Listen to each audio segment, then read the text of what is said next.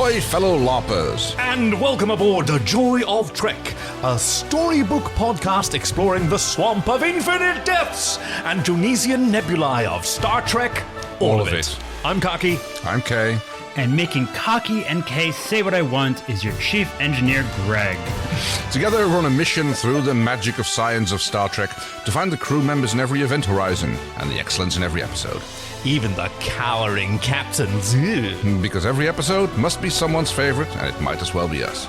So watch your daughter grow up and join us as we cry into the joy of Trek. Oh, yeah, I did choke up at the end of this one. Listeners at home, can you guess what we're doing, what we're talking about this week? That's right. We're doing the Elysian Kingdom. Or the Kingdom of Elysian, or however you want to be sort of uptight about whatever's on the cover. It's called the Elysian Kingdom, yes. Yes. Strange New Worlds from the first season. Isn't that just another word for the Kingdom of Heaven? You're thinking of Elysium. Yeah. I think it's the Roman afterlife, or the ancestral Roman culture, the Elysian field. But this is the Kingdom of Elysian. Right. And it's a storybook. It's a completely original story, but it has an in-universe author that I did not realize until I started doing the research for this episode, which I'm really excited about. Kingdom of Heaven, isn't that a really horrific movie? It's not. I mean, aside from being about the Christian Crusades, which had a certain aspect. Yeah. Well, it's got Orlando Bloom in it by Ridley Scott. Like 2012 thereabouts, I want to say. Can't quite remember. I just had it like niggling at the back of my mind there. But yes. You might actually be thinking about Elysium, the film by South African director Neil Blomkamp. Yeah, kind of like the not sequel to District 9. Yeah. About science fiction allegory about medical inequality. And yes, with what's his face again? I was just thinking, is it Matt Damon? That's right. Once again, having to be rescued at enormous cost. At least NASA wasn't like footing the bill this time. The Elysian Kingdom first aired June 23rd, 2022, during Strange New Worlds' first season, produced during the remaining heyday of the COVID-19 pandemic. So all the set photos featured everyone who isn't an actor wearing face masks, which I understand is still kind of the norm on Hollywood sets, just because it's actually a good idea not to have like flu run rampant, let alone a serious SARS variant like COVID-19. It's the first credit for writing team Akela Cooper and Onitra Johnson, who would go on to become staff writer, or at least I know that for Akela. I don't know for Onitra for sure. Become a staff writer for season 2. Like, they're up-and-comers. Okay. And directed by Amanda Rowe, featuring Makambe Simamba as the adult Rukia and Sage Arundel as Rukia when she's younger, the daughter of Joseph Mbenga, who's now finally confirmed to be Joseph. Did he have issues with that before? Oh, his name hadn't been canonically mentioned before now. Oh, right, I see what you mean, yes. Sorry, I thought you were hinting to the fact that he took umbrage at being addressed by his first name. Oh, like so. Now, I think like there was. See, he's a character from the original series without an origin. Oh. Because the episode in which his character was going to be introduced wound up not being produced. There was an original series episode called Shoal, which was developed and then kind of overtaken by another episode with a similar. But like apparently in pre-production, the casting had already taken place, and like he was written into episodes that would later be produced. Right, I see what you mean. But he wasn't the doctor then, because Bones was the doctor. He was a doctor. A doctor, just random other doctor. Yep. Yeah, okay. I mean, on a crew of 300-ish, you probably want more than one trained doctor. I have no idea what the ratio to doctor to regular people is normally. Oh, sorry. I mean, you've got doctors, you've got EMTs, you've got med techs, you've got nurses. Like, you need a lot of different specialists. Certainly when you have away missions and things. Another name that was, let me see, it was incorrectly stated to be Jabilo or Jabilo, another name that had previously been used for the character. Yeah, lots of stuff going on here. Speaking of that, there was a funny little anecdote the other day. One of the situations develops on a plane, and the staff goes, Is it snakes? Is there a doctor on board? No, it's a medical situation. Oh, okay. And some guy goes, like, I'm an EMT. And then the crew goes like, "Oh no, we found an actual doctor." And doctor goes, "I haven't done a checkup on anybody since med school. Go with the EMT." Like, I'm an ear, nose, and throat specialist. Yes. Like you got a lump somewhere in that sort of area. I'm your man. Like, get me some expensive instrumentation. Oh, no, I remember that from Sawbones, the podcast by, what's her name? Anyway, a couple of the McElroys and the wife of that couple is a doctor. And like she got an audience question like, hey, if you see a medical emergency while you're driving around, do you like stop and help? I'm like, if there's already an ambulance, what the f*** is a family doctor going to add? Like, I'm not trained in anything they're doing. I just get in the way. Yeah, good point. It's like, tell them to take an aspirin and come back in the morning, I guess. Yes, okay, that's your solution to everything. And you know what? A lot of the time, that is the solution. It's regression to the mean. But our Dr. Mbenga is facing a much graver problem in this episode, which is about... Okay, yes. You're up. It's your turn to do the synopsis. Oh, yes. Oh, this is one of your weeks to do this. Do you know how we alternate somehow? There seems to be a weird pattern, but like... Weird. There's been this streak where it just keeps being you. I'm sure something will turn up eventually. But hey, now that it's your turn, Kay, why don't you tell us what happened in the Elysian Kingdom? Oh, well, while exploring the Sarnesian Nebula, I believe it's called... Jordanesian Nebula? Jordanesian, very good. Close, no cigar. The Enterprise is accosted by a strange alien entity who makes them live through its deep, dark fantasies of a mysterious kingdom in which the crew is played like puppets for the amusement of the alien entity. Whoa. Yeah, okay, no, Kay, I'm always astonished at how you manage to, like, find a completely wrong yet totally accurate way to describe the episode. It does have a lot. I mean, this is actually a more accurate description of a whole bunch of other episodes. True. Imaginary Friend, might be able to reuse this one once or twice. Dramatis Personae, and this is one of the gentler versions, but you're completely right. Although the entity itself barely gets to voices. Like there's a little bit with the chief engineer towards the end, but we see very little of the motivations of the alien entity. Yes, which was originally going to be I say we eject the warp core. But there was one other, namely the agency of giving a child the choice to determine their entire future with very little sort of time to consider. Right, yeah. And I've come back from both of those. Like these were like really major concerns that I had when this aired, and it showed a new side of Strange New Worlds. And now that I've seen it again, like I understand a lot more what these writers were going for. It is a children's book. It's a storybook, and those lean very heavily on emotion and principle. Yes. While like larger sort of meta text or the internal logic is not so important. And in fact, it's kind of important to get that out of the way so you can focus on the emotions of these characters and understand their decisions within the moments in which those decisions are made. Okay, well, you make a very good point, and I've seen some commentary coming to much the same thing. Citizen Q on Reddit writes, I thought it was a fun idea, but poorly written and executed. Boo. Boo. The kid was barely in the episode at all. This is the point where it comes to. And we didn't know much about her before the ending, so it didn't hit as hard as it could have. And the fact that everyone had amnesia means it had no impact on the series as a whole. Could have been a big deal, but ended up as barely an afterthought, which is, one of the comments that I've had read on it. I think that this person doesn't fully appreciate. I'm not going to say they don't understand, but doesn't fully appreciate like the value of standalone storytelling. Certainly, like something that Strange New Worlds is doing. Yes. Like how all these moments, these individual moments that maybe can be forgotten in the fullness of time. I mean, how many episodes of Star Trek: The Next Generation that if you read a synopsis, you might not even remember it existing. Yeah. Fair point. Yeah. For me, probably not a lot. For a lot of listeners, probably not a lot. But there would be some where you go, I don't fully remember that, which is something that I sometimes have. There's a Twitter account. It's really brilliant that creates fake TV guide screenshots for episodes of Star Trek: The Next Generation and whatever that have never occurred with some bizarre plot. I have no idea if they're written or auto-generated. And always like some guest actor as the transporter chief. It's wild. There's also the one that does Star Trek intakes, I believe it's called, or something along the lines. Oh my God, yes. The YouTube channel Star Trek Intakes, where they take outtakes of episodes and cut them into the scene as if they actually happened, and everyone moves on. It plays it completely straight. It's a completely new form of comedy. I'm so addicted to it. They're absolutely amazing.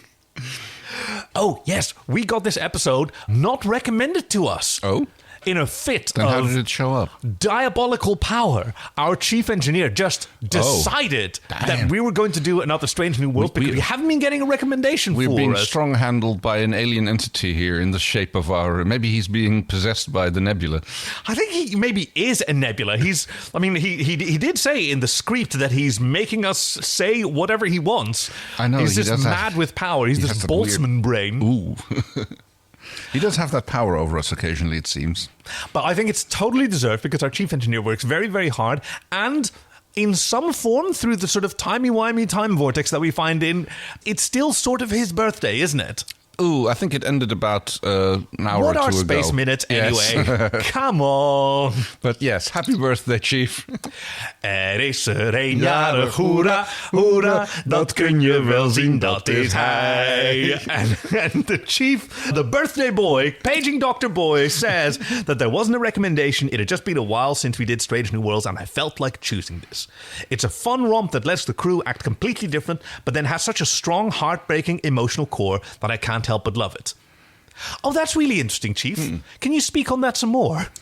I mean, really, it was just the fact that I saw the costumes and just that whole design on social media before I actually started the season. I'm just like, oh, wow, what is this? This is so cool. And I was just so into the look, especially Ortegas's look. I was like, oh, this is like really cool, really interesting. And then I watched it and I was like, oh, man, yeah, this is just gonna be like a really fun episode. This is gonna be just a great time. And it was just a romp and it was great. And then we get to the end, I'm just like, it wasn't just quiet little tears. It was like big, ugly, sobbing, crying. Even my cat is crying now because he thinks it's sad. Or maybe he just wants attention. Either way, this episode just is so much of what Strange New World is to me. It has that strong emotional core, but then also lets you do something fun in the meantime. And I really, really love that about Strange New World. So this kind of is like a prototypical Strange New World for me, just like the musical episode is. Like, this is one where it's like, yes, this is Strange New Worlds to me, personified. Oh, well, I didn't realize that it was such a personal episode for you. Well, how does that sort of connect to your own sort of experience as a childhood or a writer? Why don't you let's go have a cup of tea? Let's just let's make him talk for a while. Yes. Ooh, well, I didn't realize that it was such a deeply seated psychosexual revelation. No.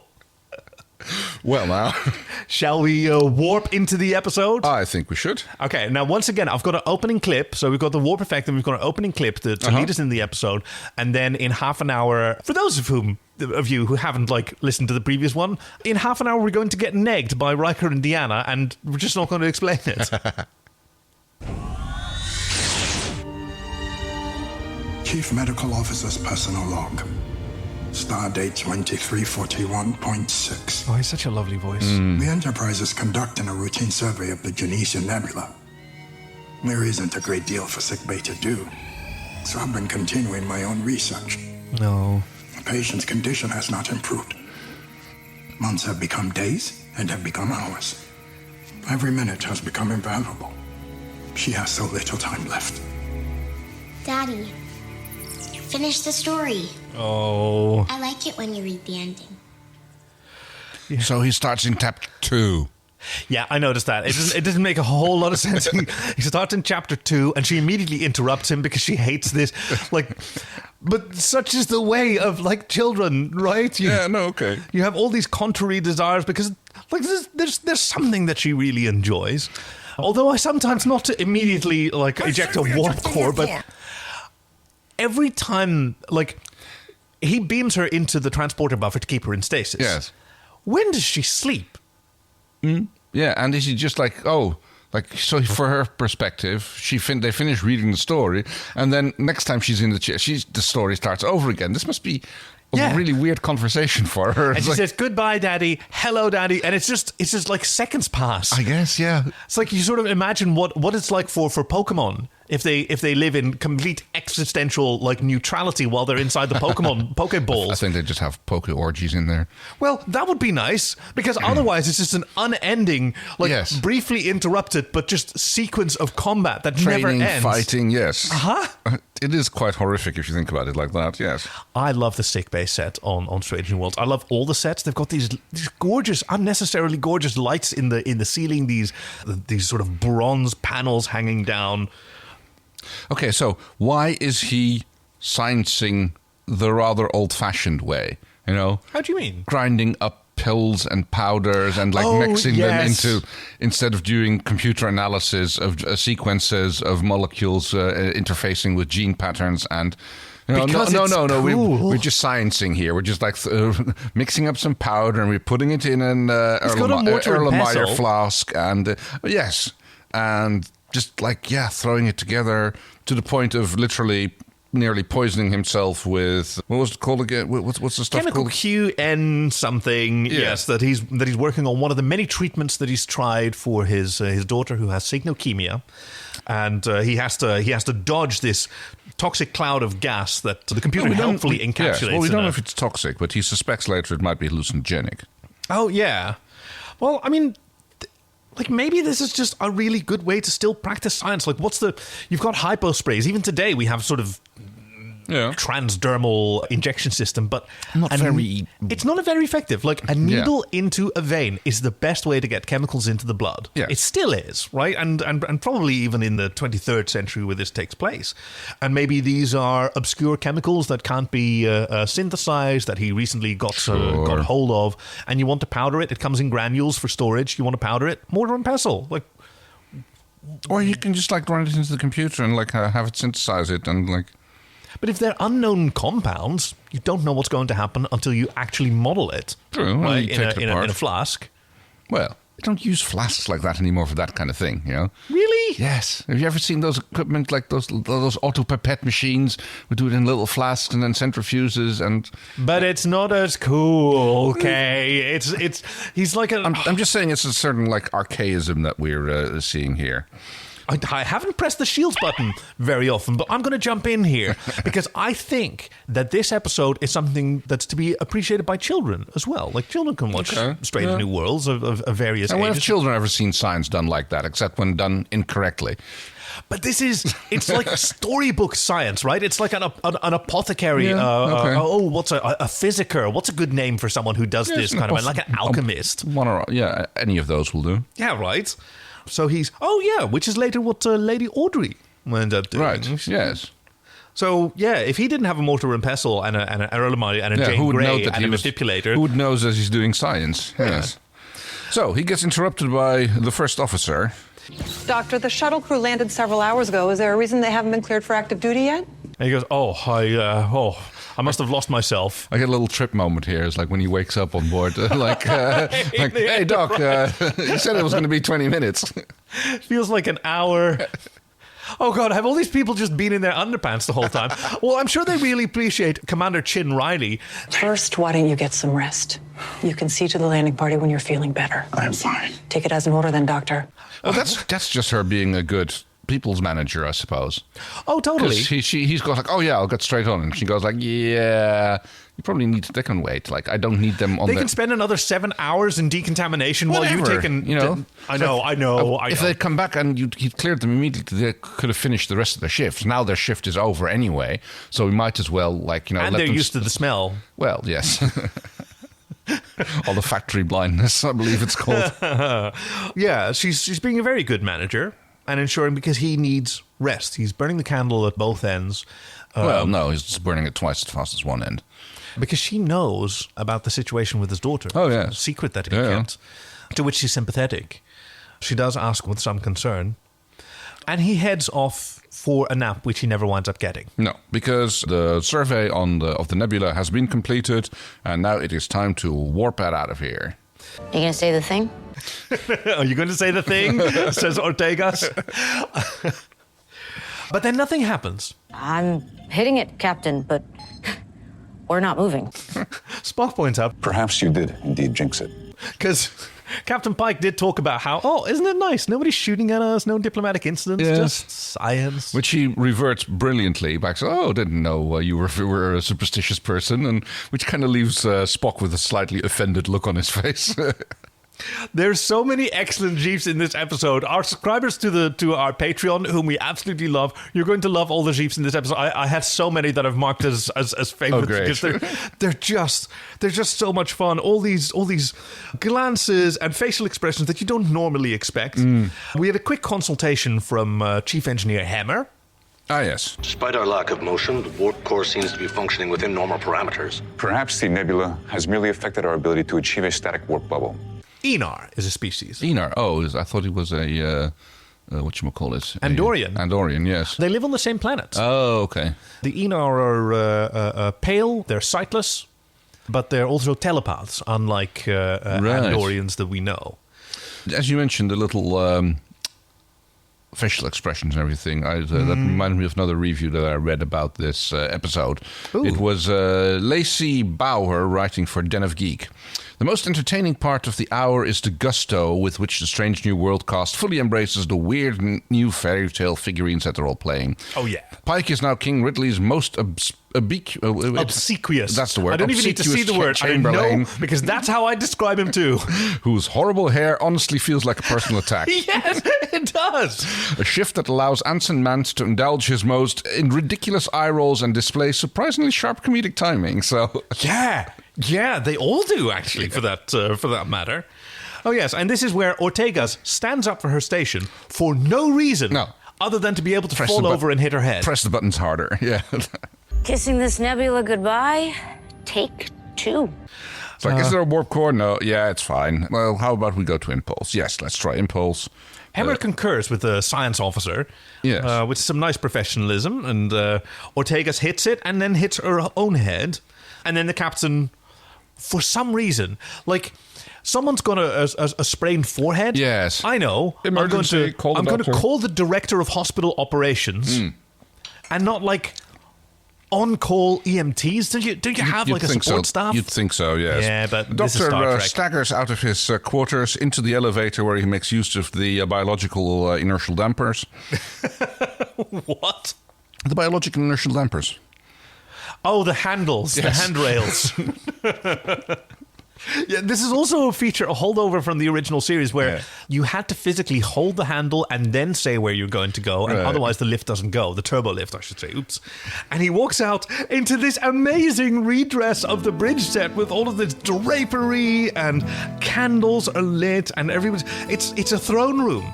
It is, yes. And he is quite regally dressed. I really like his crown. It goes well with... It goes very well with the hair. And it's this... Oh, I don't know. It's a design I've never seen before, but the costume designer. I saw an interview with. I know why Chief Engineer picked this episode.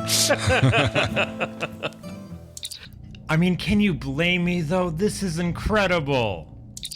Bernadette Croft, she had a lot of fun with this episode, as did her whole team, and she loved talking about other members of her team. We have the textile artist, and we have a lead sculptor who sculpted the sort of dragon pauldrons that the Crimson Guard have, and that in this case, like, they were inspired by specifically like ancestral Nigerian royalty style. So you've got coral necklaces, beautiful symbols of like power, wealth, and beauty in West Africa, and all of these like cultural motifs from just anywhere, right? They don't have to be internally consistent. They just all have to be fantastic and immediately recognizable. Yes, I mean, it's a fantasy book. Whoever wrote it can get their inspiration for it anyway. I do like the style of the illustrations in the book. Oh, yes. It's fairly stylized, but yes, I do approve. I lack the knowledge of various art styles in order to describe it, but it's it's not quite realistic. It's not quite impressionistic either. So we go to credits, where once more the crew of the Enterprise go boldly where no one has gone before to meet people. Yeah, that's like their thing. It's a very colonialist approach, isn't it? It's like we're boldly going where no one has gone before, and there's people there. Oh, okay, yes, okay. No, I get where you're going for. Yes, exactly. The undiscovered country. No, We've been living here for quite a while. It's got a name. You didn't learn it. Yeah. You refused to say it. Although, increasingly, the name Aotearoa is used in what is now known as New Zealand, which is not like, I think, like an ancestral name. I don't think the Maoris, I used that word a lot recently, where the Maoris didn't have like a name for that group of island in particular, because you got the big island and the other island and the wet island and the one with the weird birds and the the smelly island and the island gets you real f***ed up with those mushrooms. And then there's Dave. Yeah, well, gotta have a Dave. I don't know how many islands New Zealand is. Well, lots probably, but 2 big ones. 3 big ones. 3-ish. Well, 2 big ones. See, okay, so here's the negotiation now. It's like that. Let's call the whole thing Aotearoa. All right. I love these opening credits. I love the music. Like, it's got this gallop. Like, I like a heartbeat. I like a gallop. Dr. Mbenga tries to figure out if this is a prank. Yes. Is this someone's idea? Okay, who's playing this? I came to see Ortegas, but... Ortegas. Oh, you mean Sir Adia? Come. Who seems to have not only done a complete makeover, but also her head wound is taken care of. Oh, yeah, good point. She's fine again. Yeah. And she looks fantastic as yes. Sir Adria. It's amazing how well the haircut even goes with this outfit. It's Oh, yeah. Bernadette Croft spoke about like how they had some fun making allegories in the costuming, but also felt a lot of freedom to try new things. So, what's it called? The Chamberlain Roth, the captain, like he has a green doublet in honor of like the green wraparound tunic that he sometimes wears. Oh, okay. Versus Adia, like she had to do sword fighting and flitting, so she had to have more mobility. Yeah, and also a bit more stature. It wasn't a review, but I did read something about someone being rather impressed with the fact that how well she handles that longsword. It was written by a person who was also a woman of short stature, and like knowing the difficulties of handling a big longsword and trying to draw that, and being quite impressed with how she managed to pull that off. Oh, well done. Certainly plays it with gusto. But Dr. Mbenga, who's not completely convinced that all this is real, versus all these characters who are not completely convinced of the king's sanity. Was this your idea? My idea to what, sire? Perhaps it would be best if you took a seat, King Ridley. And I just love in this one scene, immediately the exact tone is set that this episode will carry through. You can just have aside conversations and like people just accept a little bit of inconsistency and we'll just gradually move along. We have a certain momentum to the story. You immediately like get a little bit of these characters. Oh, who should we compare them to? I'm just thinking like right now, because the Chamberlain is basically Zazu from The Lion King. I can see that, where you're coming from, yes. But maybe a bit more treacherous. Do you have another character that he's not treacherous? Well, he does betray them, but that's pure self-interest. That's not like his lovely. That's not a treacherous nature. That's a cowardly nature. That is true. He is a cowering captain, and his coat doth easily turn. Yes, whereas Ortegas is like valiant knight, ready to jump into action at the drop of a hat. Yep, including insisting on tasting anything before the king is exposed to it, and. Well, I think it seems a bit weird that the trusty knight would do that, but I think it's just done to establish their character interactions between the two. And like famously, I'm not a huge fan of bickering. I really love their sort of bickering. Well, because it's comedic bickering. It is. Your words could polish the finest of apples, Sir Roth. Perhaps they are better suited. Ow. To the kitchen. And it's establishing these characters, and it's giving them both a challenge to overcome, something that Ortegas or that Sir Adia succeeds in, but which Sir Roth, is less successful in. His Royal Highness goes to consult the Oracle, i.e. the ship's computer. Yeah, because the computer still works. Yeah. And the computer says everything's fine. Don't worry about it. Yes, he surmises that he might be hallucinating, but, there's the fog. A mysterious, smoky wall. It has engulfed the entire kingdom, sire. Poisonous air. I wager it's a curse sent by Queen Nev. And it's at this point that in my rewatch, I was like now I was actually feeling concerned for this crew because say something really horrible is happening to them. All their minds are being adjusted. They're being forced to think and feel things that aren't theirs. Fortunately, they won't remember it. Well, that doesn't sort of change the. No, but I do get to see it, like how people would say, like, yeah, okay, it takes away a lot of the action, the significance. The significance, yeah. There is the thing, like, you don't necessarily have to remember something for it to be still important and impactful and for the risk to be there. But yeah, it's from that point of view, it's a low-stakes episode. Goes off for a wander, heads for sickbay. The corridors are transformed into this lush greenery. There's these fireflies that he's completely uninterested in and sort of whacks out of the way. Much like, the defendant who's having a nice little snooze up in her basket. Yeah. For a change, we have not had to quarantine her. Amazing. Thank you so much, Pip. She did have a bit of a tornado run around her before. She had the zoomies. Before you got here, she did have the zoomies. Yeah, she was like back and forth through the room a few times, up the stairs, down again. It was just like...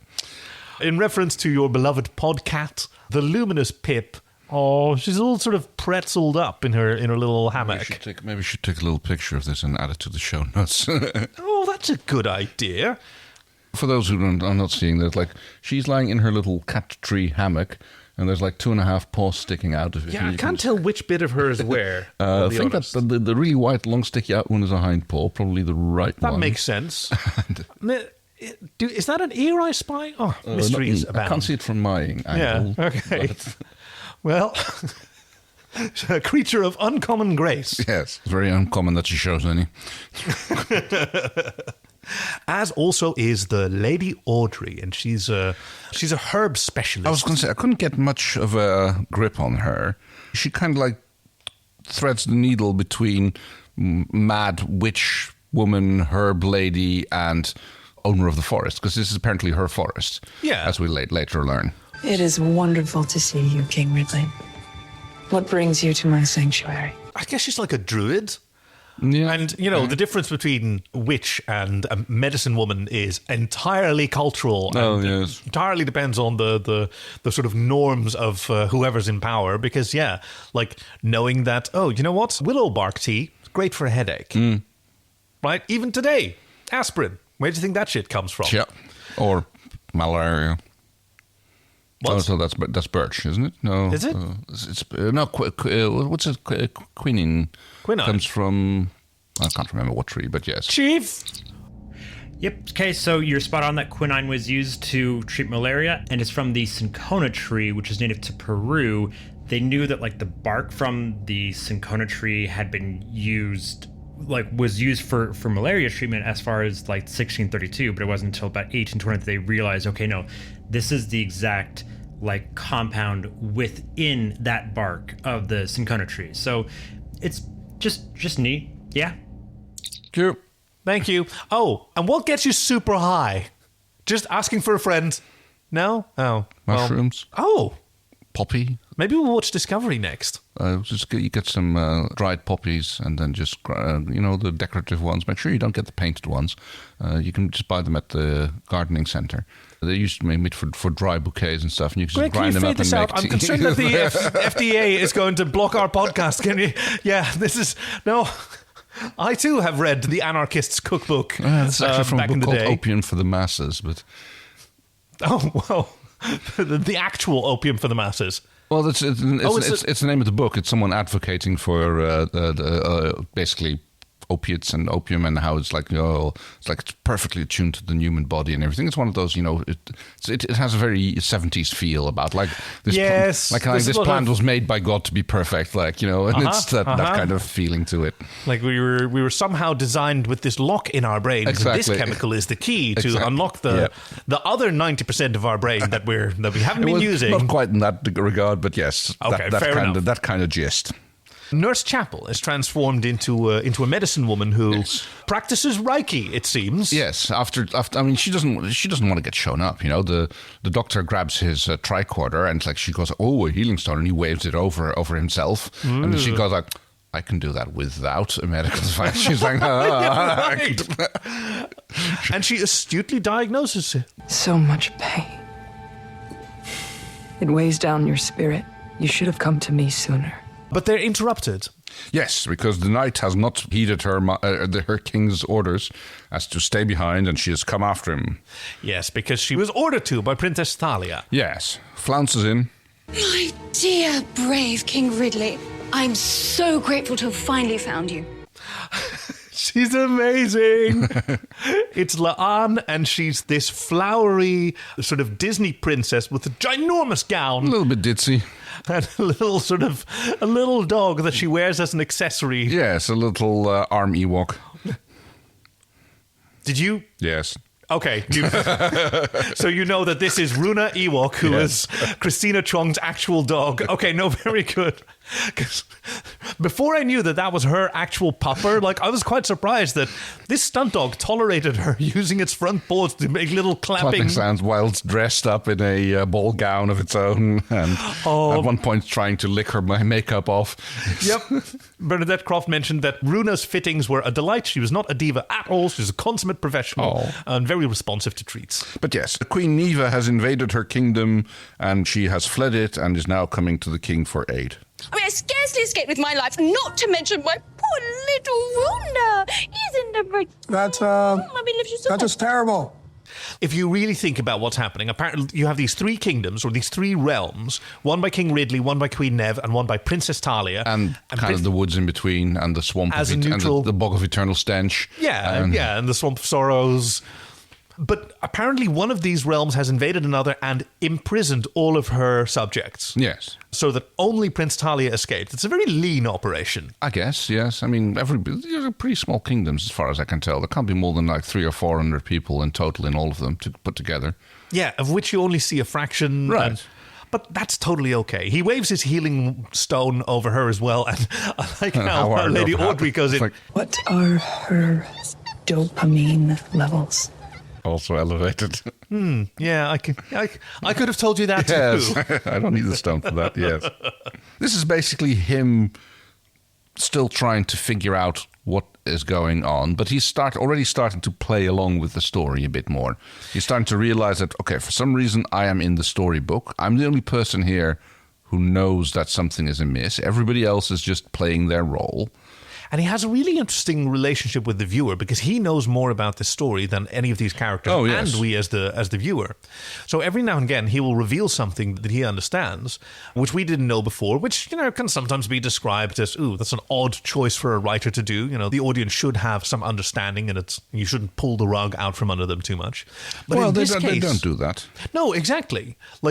He gives us the confidence that when we see his demeanor change, we understand, yes, he's responding to some information that he has and that will be revealed to us at the appropriate time. Speaking of timing, they're interrupted again by the yelling of the Enar chief engineer.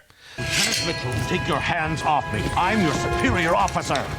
Hammer has been unceremoniously dragged down the hallway by the Crimson Guard. Did you get that? Red shirts, Crimson Guard? Yeah. Very well then. Castor. Yes. One of the mages in the story. Being dragged away by, I don't know what the character's name is. I know she plays Jenna Mitchell. The actor is Rong Fu. Yeah. But playing the leader of the Crimson Guard. She's got this cool Heidelberg scar over one eye. Which, actually, now I think about it, considering the sort of fingernail extensions that Queen Neve wears, that might not have been a fencing scar that she's wearing. Good point, yes. She gets stopped by the princess, who is like, don't do this. Your hour of cruelty is at an end. For King Ridley is here to strike fear in your evil heart. She has a lot of confidence. She does. In King Ridley. But yes, she gets informed that the Mercury Stone must be surrendered to him. He admonishes her that these woods are neutral ground as by the Accords, but Queen Neva has gone screw the Accords. These are my woods now, and soon your realms will be mine as well. They take their prisoner through these doors, which are already adorned with the logo of Queen Neve. I love that. It's not quite a circle, and it's got a starburst on one side. It's really great. It sort of looks like Heptapod B from Arrival. Oh, okay. The sort of circular language. Of the space aliens. I see where you're coming from, yes. It doesn't have enough little wiggly bits on the outside, but then again, you don't probably need a lot of wiggly bits to say Queen Neva. So Neve. Neve, sorry. Is her yes. name. The story gets advanced a little bit because, like, Ortegas goes like, My king, perhaps it is time to unleash the stone's power. unfortunately, about that. About that, I don't really know where it is. And we don't know what it is either. We don't, and that's fine. It never felt like a flaw that we don't actually know what it is. Just a bit of a MacGuffin at this point. Exactly, which we know from Star Trek, and we also know from children's stories. Oh, yes. That wizard, Castor, he knows where it is. We must rescue him.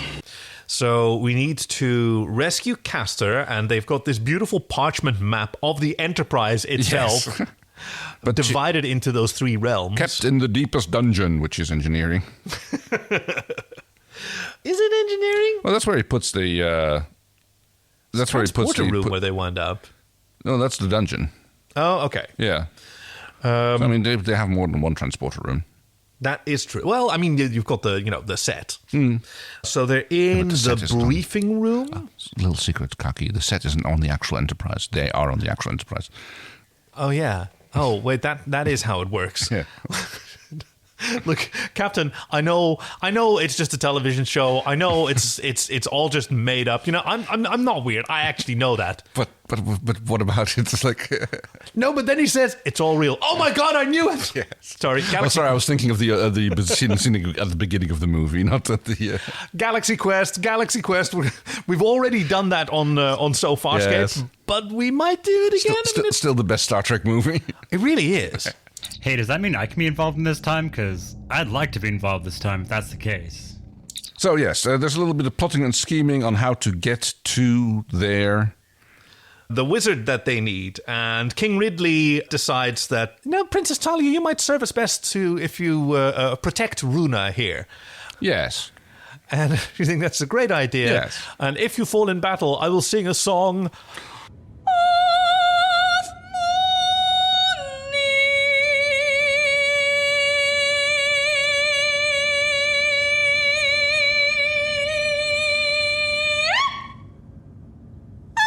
Again, she shows off her singing talent.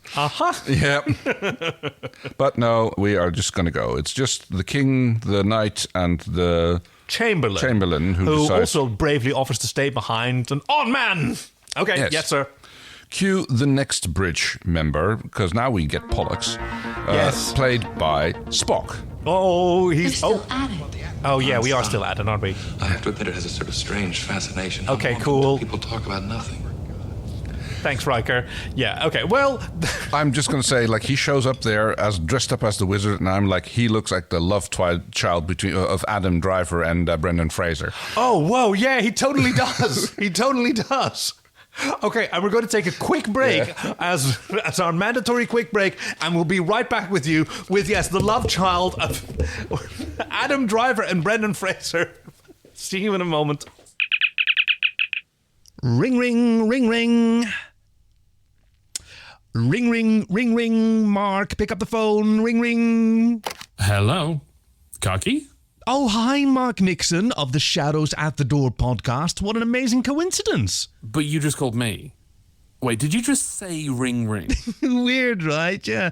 Anyway, I just took a quick break from recording The Joy of Trek, and I was thinking how you recommended Skin of Evil to us a while back, and you're a huge Moopsy fan, and you're just great. Oh, well, I don't know how to... I suppose...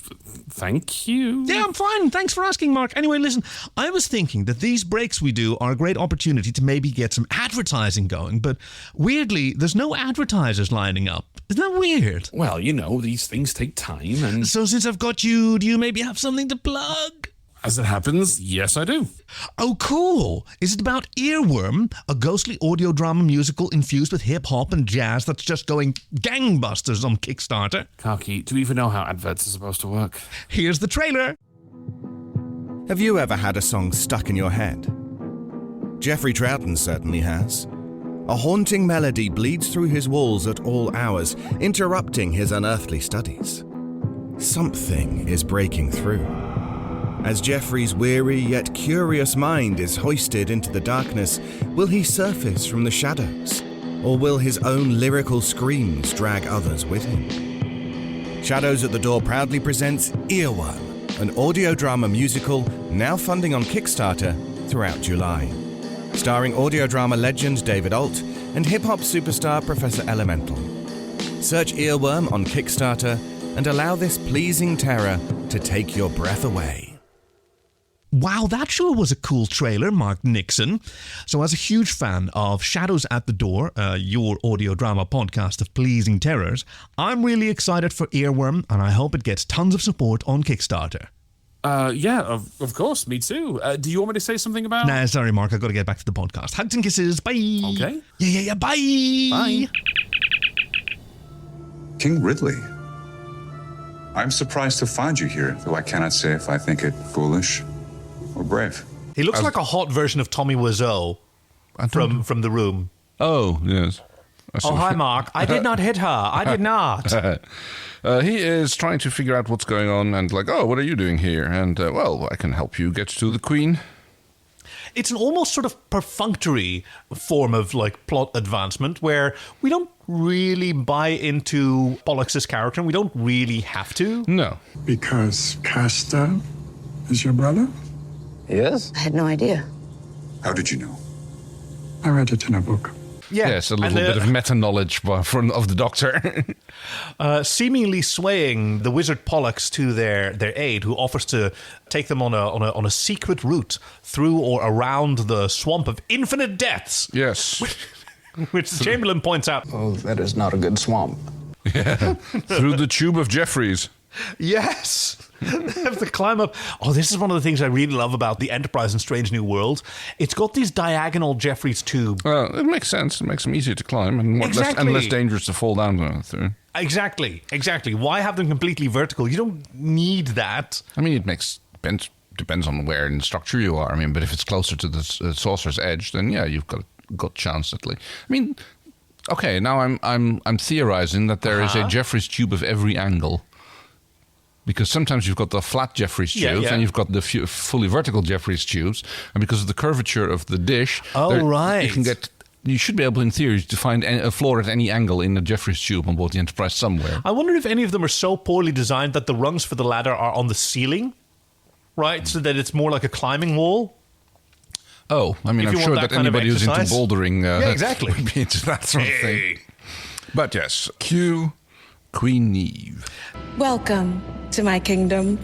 Now, kneel before me. Yes, of course. Surprise! Pollux was actually a betrayer. No, come on, let's talk about Queen Neve's outfit first. Yes, Uhuru exactly. Looks fantastic. She has an even better crown than King Ridley. She's got this, I don't know, like an ice princess dress. It's got... Yeah, it's got kind of like these little shoulder pieces. Well, not little shoulder pieces, they're massive shoulder pieces, but they kind of... Thank God for 3D printing, right? Yes. Or sculpting. I don't know what this was. And they're no sort idea of how they did that, yeah. Like diamonds or like icicles. It looks absolutely fantastic. But yes, against a dark red background. Blood red, I'd say, almost. Crimson. The color crimson is an accent color that she likes. Oh, actually, her logo sort of resembles her crown. Oh, actually, that goes for King Ridley as well. King Ridley's logo, which you saw on the bridge, is more like a ship's wheel.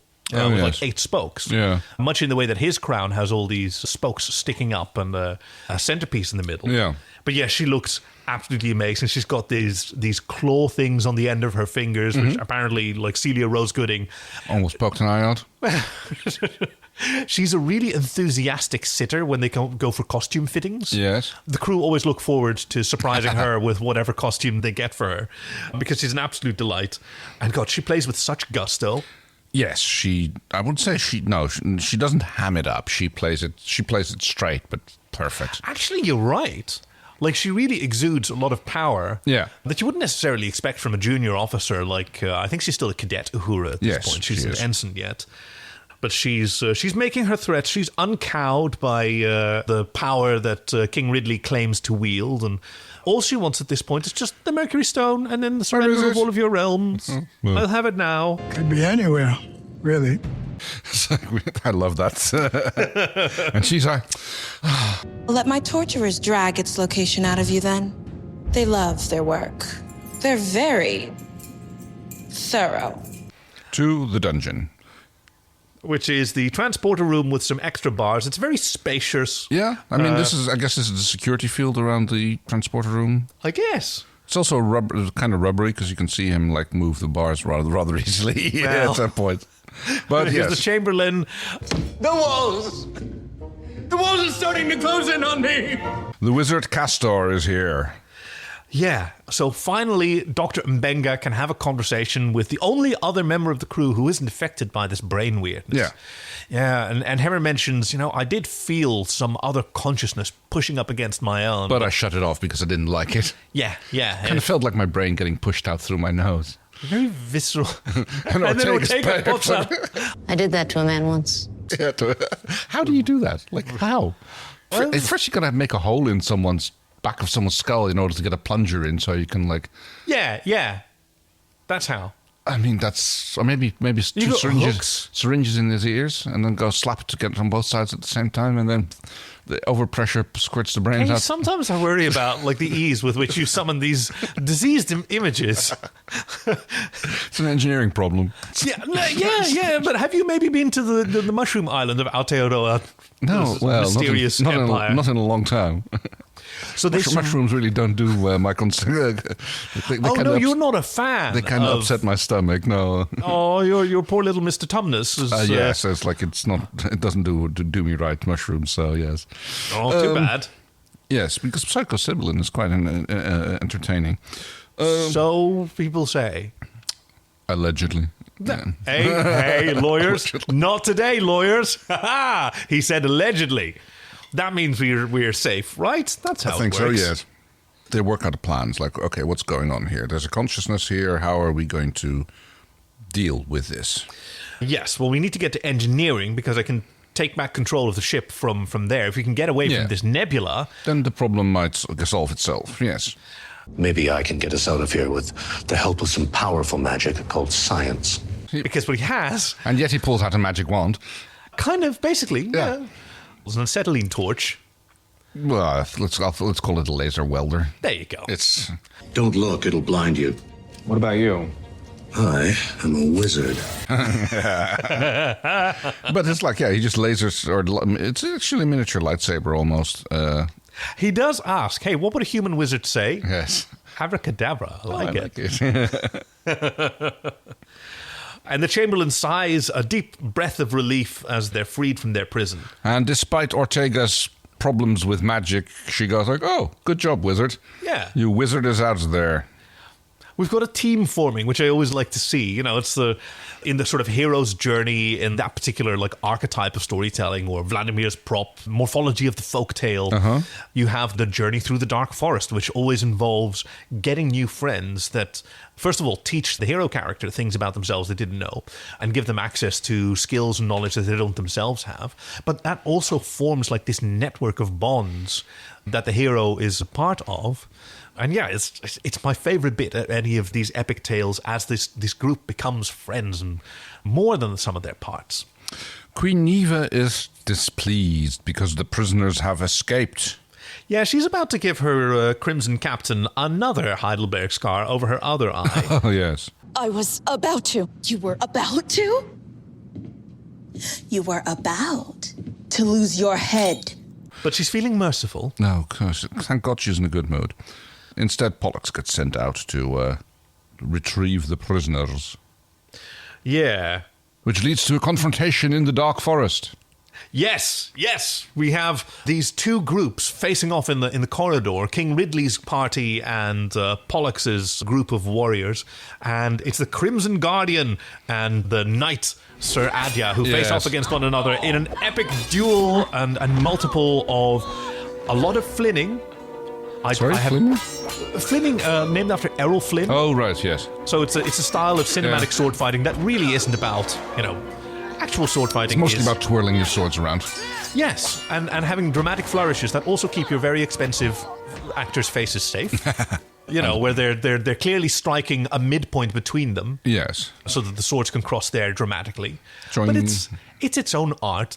Like in Japan, it's known as tate, sword acting. Right. Yeah. Right, and there are special schools for that because it has to be believable, it has to be dramatic, and it has to be safe. Very good point. Yeah. Sir Ruth, or what's his name again? Sir Rutabaga. Oh, the Chamberlain Yes. Roth. Roth, that's the one. He gets permission from the king to leg it, and leg it he does. Thank you, sire. Really? Sir Roth isn't exactly known for his bravery. Oh, she has excellent posture. Oh, absolutely. The fight doesn't seem to go their way until, fortunately, the Zemira, the huntress, arrives. Yes, because 2 members of the Enterprise crew are actually struck by arrows and definitely die right here. Oh, well.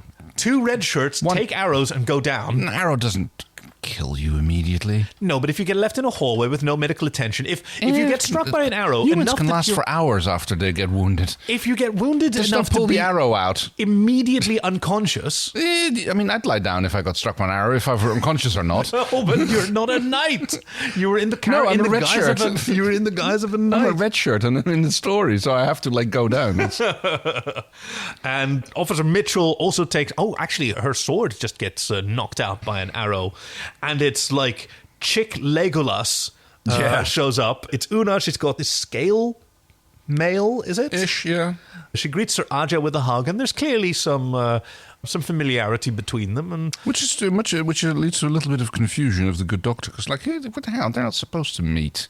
Yeah, they don't meet. They don't know each other. Hey, the story is changing. Because, they make it to the engineering, where there's nothing they can do to save the Enterprise. But that's where you're right. Dr. Mbenga notices just how they know each other. You don't know each other. Not to contradict you, but we know each other quite well. Quite well. Yes. Which is, I think, the closest Strange New Worlds has come to admitting the concept of non-straightness. Okay. Yeah, after Discovery, it's kind of whiplash to be among so many cis straight folks this whole time. It's fine. There's a place in the future for cis straight folks as well. You know, we're very inclusive. They're probably still in the majority. You know, Discovery says otherwise. True. Like, Discovery took the complaints of certain dude bro fandom menace members of the fandom that, this Star Trek is too woke. Oh, you've got like, why are there so few white straight characters? Okay, so we're going to solve that. We're going to just make sure that everyone's gay. Everyone's gay and trans, and we're all weird and bi and queer. All right, better. Solved. Yep. None of that forced inclusivity. We don't just have to be inclusive of certain people anymore. They try to figure out a way to get rid of the entity, or at least sever the connection. At first, maybe by hurting the king, which Zymera is, I've got arrows for that. Aja goes, no. That's kind of not our thing. Oh, so it's very confusing, and I'm not really paying attention to most of it. But it's because the Huntress and the Knight know each other so well that Mbenga realizes, hey, this story isn't being plucked from my head. Yes. My daughter, because she always wished that these characters would meet and team up. Unfortunately, the king had to make the choice between them in the original story, and she's like, no, I want my story to have the 2 girls kissing. Yeah. I don't know what gender the knight is in the story. We good briefly point. see a picture, but it might have been a male-presenting character. Not that any of that would matter to a child. No. But yes, he realizes that, and she's like, okay, she's like trying to get the story and that she wants. So off to sickbay. Yep, where she's no longer in the pattern buffer. The transporter buffer is empty. She was beamed out of the buffer at 0845 hours this morning. To somewhere on the ship. But we do have Pollux, skulking around the corner, listening in, realizing, I've figured out the secret. We know what the Mercury Stone is now. And he seeks the Queen's favor by telling her this secret, and she responds, well, then we're going to take the child and turn her. But they've caught the Chamberlain. Who, his coat turns very quickly. Happy to grovel. Mm-hmm. God, he must have had so much fun answering that. And that haircut really is an insult to his amazing hair that he usually has. I was compliments to the makeup department to make it look flat, to make it lay down flat. It's like that must have took some effort. All the volume that he's got, gosh. Oh, I love all these pictures where the Queen is posing in front of her glowing logo, and it frames her so beautifully. The doctor and the chief engineer, in the meantime, are still trying to work out a solution. Perhaps we are thinking of this the wrong way. Where would your daughter want to go? And then he goes like, oh, well, in that case, she's in my quarters. Yeah, because that's what she asked about earlier. Yeah. Like, she hasn't seen her father's quarters. She's just seen the interior of the med bay. But alas, they are intercepted by the turncoat captain. Oh, curse your sudden yet inevitable betrayal. Yes. Who draws a knife to the king's throat before Sir Adya can respond. And the cackling queen comes to take control of the situation. There's just a lot of posturing It is. in this, isn't it? This is just like dragging things out a little bit, in all honesty. But he's confronted with, like, she has succeeded in all of her goals. The girl in his quarters. Let us have her, and I'll let you and Castor live. You shall not touch my daughter. But no. Mbenga is not impressed. No, because he is like going to unleash the power of a powerful wizard onto the queen. Pollux was like, there's no such thing. I'll send you to the event horizon. A dark realm full of chaos and monsters and... So the queen is still kind of concerned until he flips open his communicator, and in a GIF that has to be in the Patreon pack, pushes the button with an you.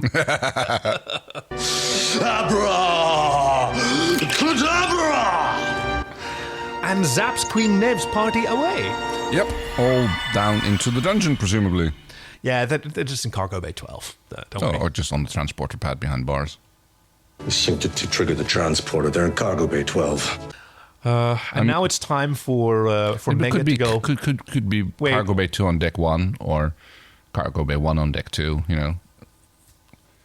Right? So then they would... Not necessarily. It doesn't mean that they're sequentially numbered. Yeah, but you wouldn't skip them. Yeah, you would. Because like if there's a cargo... So if you have like one cargo bay, would you call it Cargo Bay 12? Depends if it's... No, of course not. Then it would be Cargo Bay 11. What? Why? Because it's the first cargo bay on deck 1. So if there's one cargo bay on deck 1, then it would be Cargo Bay 11. Deck 1, Cargo Bay 1. Okay, but would you call that 1-1? Well, you know how that gets muddled over time. And then there's another cargo bay on deck 3. And say there's 4 cargo bays on deck 3. They would be Cargo Bay 31, 32, 33, and 34. Okay, now I get you. So if there's a Cargo Bay 52, that doesn't mean there are 52 cargo bays. That just means that there's 2 cargo bays on deck 5. Okay. And then, okay. But in a world where things are numbered sensibly... Have you never been to a hotel? I have, yes. So it's always floor number, room number. So if you're in room 512, you're in room 12 on floor 5. Chief, he's got us there. No, he does actually have us there. No, you're right. You're right. We don't know how many there are. Anyway. I did not expect it to be undermined quite so successfully. Moving swiftly onwards. Are you sure you don't have the powerful wizard powers yourself? Maybe a little bit of the gift of the gab, but that's about the only thing. Dr. Mbenga goes to his quarters to hopefully find his daughter and leaves Sir Adya behind to guard his chambers. With my life, sire. She's so happy. Wistful look. If only I got the chance. And we see the nebula out through the windows and the little girl, Rukia Mbenga, and she's got her hair in these lovely sort of like almost like a bead chain of massive puffs of hair. She's gorgeous, and she's got this dress on that's sparkly and shiny, and it's got this ombre like gradient. To the backlight of the nebula, he embraces his daughter, and in good doctor tradition, immediately starts scanning her. Yep, because he's got his medical tricorder. But she's healthy. There's no trace of signoclemia. You're healthy. And she said that her friend made her better. Yep. Looking out the window at the nebula, lending credence to Hemmer's previous theory of the Boltzmann brain. Now, is this something that you're familiar with? No, I don't think I've heard the term used anywhere other than in this episode. Much like Mbenga, I had heard about it in university, but didn't quite know what it was, and what Hemmer says that it is. A Boltzmann brain is a theoretical, spontaneously generated consciousness. the random coagulation of matter and energy in a pattern that can produce consciousness. Now, it's a thought experiment, reductio ad absurdum, that in physics apparently can be used to test multiple different hypotheses for the universe. Because it's basically the idea you have lots of random events, you have Brownian motions of particles, but you also have like quantum fluctuations, just like microparticles briefly existing. And that in an infinite universe, it's possible for all of those things to conflate so that there is an actual human brain without a body with a full set of memories, right? Because human brains are these chemical, energetic machines. We have perception and memory, and that can exist without any substrate, potentially, right? Because it's a bunch of molecules. So I read about how one of the ways this is tested is like, what is the statistical likelihood of a Boltzmann-type brain existing in this universe if it follows these laws? And like, according to, I read something like, according to the current interpretation of the leading models for the universe, it's statistically, you'd expect statistically more Boltzmann brains in this universe than there are actual human brains right now. Okay. Which seems weird. So maybe there's something wrong in some of these assumptions. And this is basically assumed on the amount of neurological connections in a human brain, and it's like, okay, if something like that would have to spontaneously appear somewhere, like, you know, okay, interesting. Like, look at how much matter there is in the universe. So how many randomly occurring brains can occur, and it's shockingly high. But so like it's one of those situations where it started off as a thought experiment to make something look ridiculous, right? Much like Schrödinger's cat. Yes. Right, that thought experiment, you put the cat in with some uranium and you have a Geiger counter and a shotgun. Yeah, and it's alive. Well, I think the original had a poison vial, but yeah. Oh, yes, exactly. That's released automatically, but you don't know whether it's alive or dead, which was Schrödinger's way of pointing out, hey, the concept of superposition, which was brand new then, is fucking ridiculous. It doesn't work, and it doesn't work on anything but a atomic scale. It's like, you can't have a cat that's alive or dead at the same time, But then it did come to be the best way to explain superposition. Yeah. And also, like, Schrödinger reluctantly sort of wound up... Schrödinger came around to understanding or appreciating superposition, and he wasn't super happy about his thought experiment being... hijacked. It was supposed to mock superposition, and now it's what everybody uses to explain Explains how it works, yes. I love that question that she asks. Did you have fun? I did. Because he did kind of have fun. I can see how that would. Yeah, he was also concerned. Yeah. But... and that's his next thing. Like, we have to stop playing. Because your friend doesn't mean to. But they're hurting everybody else on the ship, Yeah, they need to get back to their lives. And she says that's difficult. We do have to sort of stay here. But we need to talk to her. Or them. And Rukia says, well, it doesn't quite work like that. And then Hemmer offers a solution. If you would like, you may speak through me. Please be gentle.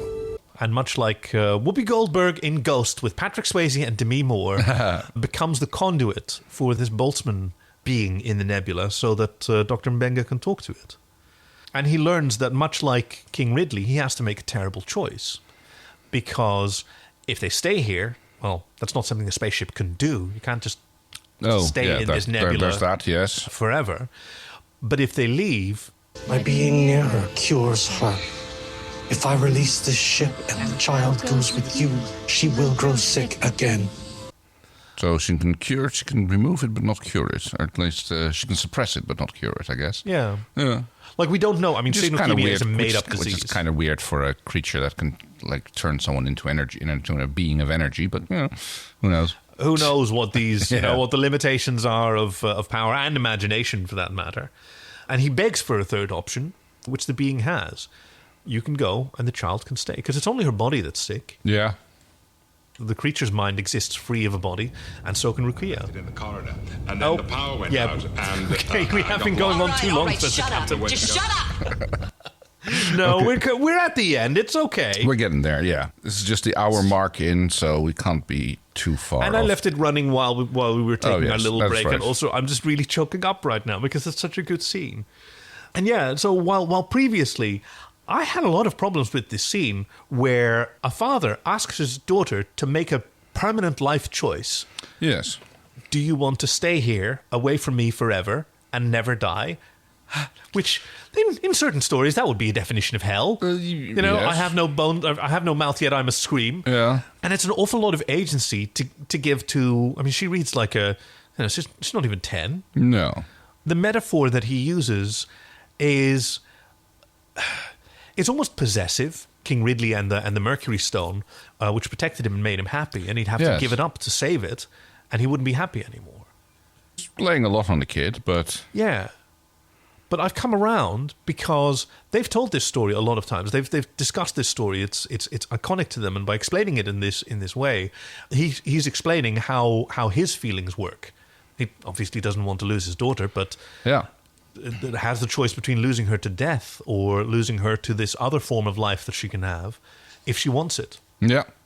There's actually something that was commented on by Pineapples on Reddit again. His daughter died. Either because she was wiped out in the electrical surge or because she just died. He's grieving her and he can't let her go.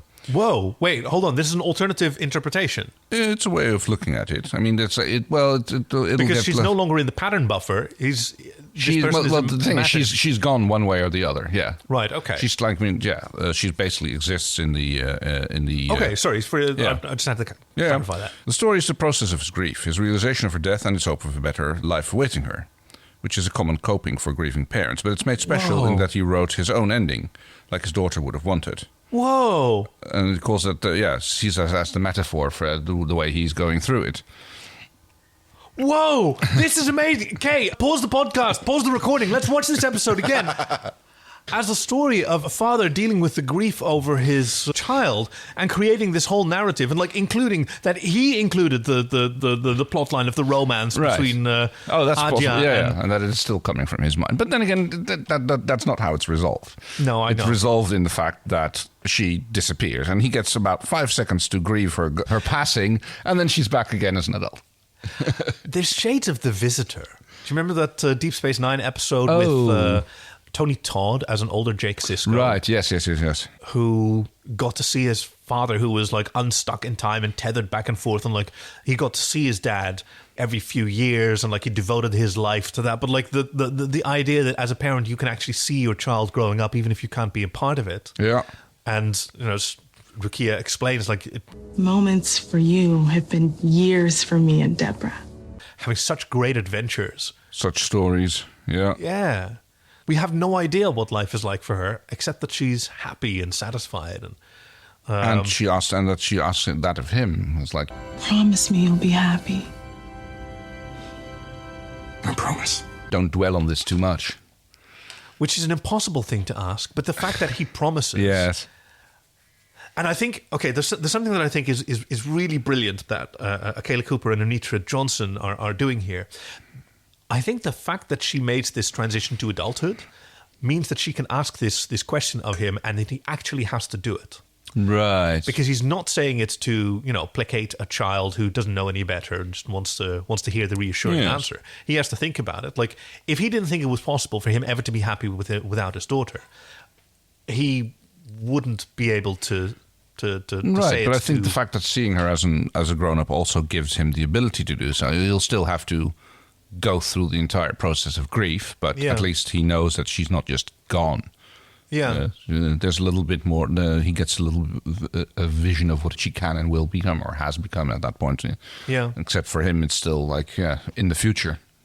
And it's the pain of every parent who will at some point like lose their child to the world. Yep. Right? They'll grow up and they'll have their own life and they'll just stop being children. Yeah. One way or another. But it's absolutely beautiful. And of course there are a lot of like practical concerns. Hey, she is in a nebula. You could like steal a shuttle and build a starbase there and just be with your child. But that's also not like a life, right? No, and you're still trapped in prison. And it's like, basically then he is holding her prisoner. Where she gets to explore the galaxy. Yeah. But it's also one of those storybook endings where, this is the last time that they see each other. Of course he could come back and visit, but that's not how these stories go. Yes. There's finality and we learn what we can from that. And it's beautiful. There's a final flash after the goodbye and everybody is back to normal with the one exception that now even the chief engineer can't remember what happened. Doctor, am I in your quarters? What's that? What's that taste in my mouth? Dr. Mbenga? Dr. Mbenga? Oh, no. Wow. Tastes like Rohypnol. Oh, God. And Dr. Mbenga is the only one who remembers. So while hopefully the shuttle crew are finally being released from decontamination. They don't remember either, so that's... The surveillance logs are blank. It's as if every one of them lost 5 hours. Except for me. Q, no major investigation on the Enterprise about what the happened to the last 5 hours. Yeah. Yeah. Oh, yes. The doctor's daughter has also gone missing from the transport buffer. Yes, because that's what Una comes to ask about. And he says she's gone. She's not here anymore. And Una's briefly shocked until Mbenga goes, well, it's kind of a long story. Yeah, and she's like, wait, you know what happened. Sounds like a hell of a story. Yeah. I love this tone. Like, there's no pressure. Like, oh, you have to come to the captain immediately. She's the executive officer. This is her responsibility to figure out. She can figure it out what goes on before putting it into her report. And then the captain probably wants a word with the with Mbenga. It's like, he probably would want to hear it firsthand as well. He probably has some questions. Yeah. Yeah. Like, how do I look in a double? Oh, yes. And, all these medical emergencies where we weren't able to save these patients because you said that the medical transporter wasn't available, whereas you were using that to keep your daughter in stasis. Well, wasn't that what he was using in the Hellscape War Planet as well? Weren't they also using... Wait, what? Which one? Oh, it's that episode, Flashback, where he and... In Strange New Worlds? Oh, I think it might be Strange New Worlds, or it might be Discovery. There's an episode where we learned that Mbenga and Nurse Chapel have had a shared history in some war or the other. A flashback to their war. Yes, they were in the Klingon. Right, and the I think Klingon they use transporter buffers there as well to keep critical patients. Stasis. Yes, you're right. Huh. Well, I guess that's where he learned. That's where he picked up on the technique. Tonally very different from this episode, which ends with Mbenga telling a story. It's a long story. Yeah, It begins like all good stories. Once upon a time. Ba-ba-ba-bum. Yeah, you do kind of want that to happen, don't you? Yeah, you kind of do, yeah. We have our standard segments. Which one do you want to start with? Oh, we usually start with the so f***ing cool one. Okay, well, who do you think was so f***ing cool? Props department. Right? Yeah. God, set dressing, like all the sort of production teams they had. Do you have like a favorite? Do you have a favorite costume or prop? I think Queen Eve was. Yeah, she really got like the. I mean, diamond ice dress. The crown, Doctor's crown was also very cool. But yes, I think Uhura looked absolutely stunning in that outfit. How wonderful to live in an era where 3D printing is available to costume departments, right? Yes. Because that's how you get all these amazing pieces. Otherwise, they'd have to be sourced, and these can just be created. No, I'm totally with you. Although, Anson Mount as Chamberlain Zazu, he might have been having the most fun out of everyone. Probably. Which is saying something. Yeah. He did seem to be enjoying himself. Yes. Surprised he didn't sprain an eyeball. And he couldn't wait to get his hair back in the awesome Pikes Peak. So as for... Captain's log, supplemental. Okay, so at first I was going to have to say that Castor using his spell powers to just like teleport them out of the prison would be like rather than using his little magic wand to jimmy the lock, just tell. But yeah, that was subverted by the using the spell to teleport the Queen Eve and her court out of the corridor. So it's going to have to be the scene when we first see him being hauled off by the Crimson Guard, and they actually let go of him while the king is arguing with the Crimson Guard, and he just legs it, and the other two Crimson Guard go after him and try a mad chase scene through the corridors in the forest. Let me see, what's mine going to be? My supposed deleted scene? Maybe it's the really grim coda at the end where they're dragging the arrow-strewn corpses of two red shirts. They get thrown into the recycler. Ooh, another one. Yeah, nobody knows. Well, maybe nice little funeral ceremony where they're loaded into empty proton torpedo tubes and launched into the sun as they're... with arrows still sticking out them. Just snap them I off. know, you just put them in You're trying to close the lid and the arrow is like, it doesn't fit. It's like, I just snap it out. And it's just like, oh, God. Did I hear him scream? Like, no, he's dead. Well, I'm also not going to do the work of AO3 for them and like do a fanfic of, how the backstory of Sir Adya and the hunter yes. Zymera, and how well how quite well they know one another. Yes, a little idyllic maybe forest. That should be the deleted scene that we all kind of idyllic want. forest scene. Just sort of a little rowboat and reading some poetry. A little bit of the Chiefs music. Yeah. I think we'd all really be into that. Speaking of the Chief, what has he prepared for us for next week? Oh, let's find out. As always, our chief engineer has selected an episode for us that we'll discuss next week and has littered our shared chat group with a few diabolical clues. Let's find out. My security training is going really well. Tuvok told me the other day that I'm not completely inept. Okay. Well. Ooh. Would Tuvok have told Neelix that he's not completely inept? That seems like an admission of love, almost. We're not designing a hot rod, Lieutenant. Paris? That's got to be about Paris. Yeah. Yeah. Oh. They're probably building another shuttle. Well then, one smile coming right up.